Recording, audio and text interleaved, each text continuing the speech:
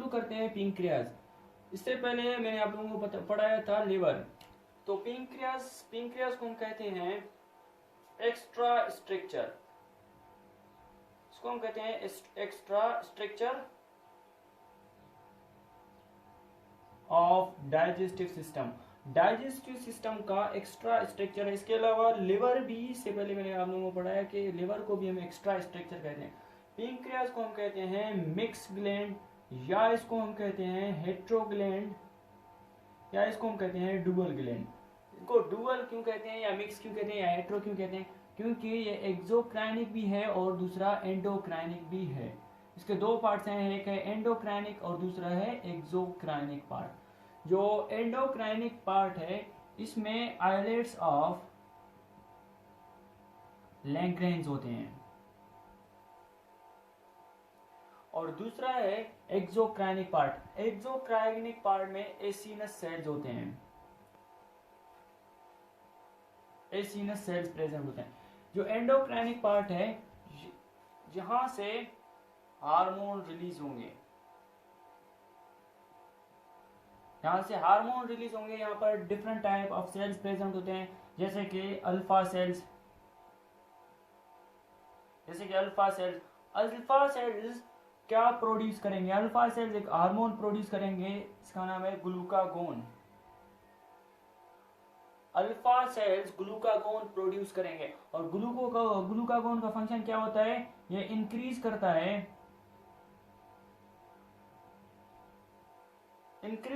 है blood glucose को,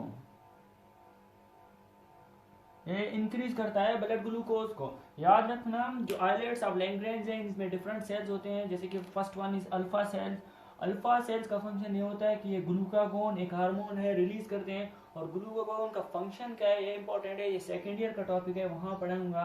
तो ग्लूकागोन का ये फंक्शन ये है कि इंक्रीज करता है ब्लड ग्लूकोज लेवल को। डिफरेंट वे है। और दूसरे सेल्स हैं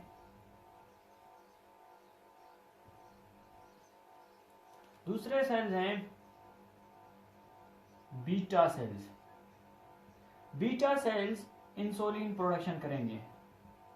बीटा सेल्स इंसुलिन एक हार्मोन है वो प्रोडक्शन करेंगे, और इंसुलिन का फंक्शन क्या है? ये क्या करता है? डिक्रीज करता है ब्लड ग्लूकोज को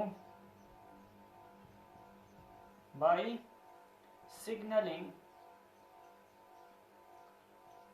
लिवर एंड मसल्स।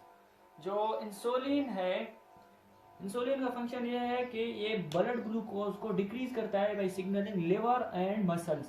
तो इसके अलावा एक और टाइप ऑफ सेल्स हैं जिनको हम कहते हैं डेल्टा सेल्स। डेल्टा सेल्स एक हार्मोन प्रोड्यूस करेंगे जिसको हम कहते हैं सोमेटोस्टेटिन।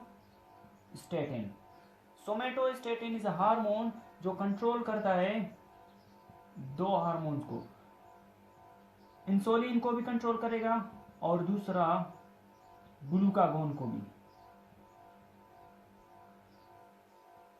जो सोमेटोस्टेटिन है it releases from delta sales of pancreas, and ये कंट्रोल करेगा इंसुलिन को भी और ग्लूकागोन को। ये 3 टाइप ऑफ सेल्स थे आइलेट्स ऑफ लैंग्रेंज में। सो अब चलते हैं एक्सोक्राइनिक पार्ट ऑफ पैंक्रियाज की तरफ।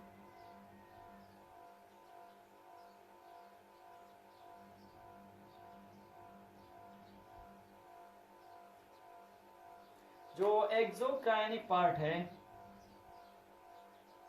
एक्सोक्राइनिक पार्ट इसमें एसिनस सेल्स प्रेजेंट होते हैं। एक्सोक्राइनिक पार्ट में एसिनस सेल्स प्रेजेंट होते हैं, और जो पैंक्रियाटिक जूस प्रोड्यूस करेंगे। Acinus cell pancreatic juice produce करेंगे, और पैंक्रियाटिक जूस में 2 चीजें होती हैं, एक सोडियम बाइकार्बोनेट होता है और दूसरा एंजाइम प्रेजेंट होते हैं। जैसे कि एंजाइम से first one is pancreatic amylase, जिसको अमाइलोप्सिन कहते हैं। लेकिन माउथ में पिंक्रियाटिक माउथ में अमाइलेज को हम टाइलिन कहते थे, यहाँ पर हम अमाइलेज को हम अमाइलोप्सिन कहेंगे। अमाइलोप्सिन यानी पिंक्रियाटिक जो अमाइलेज है, ये कार्बोहाइड्रेट को माल्टोज के लेवल तक डाइजेशन करेगा।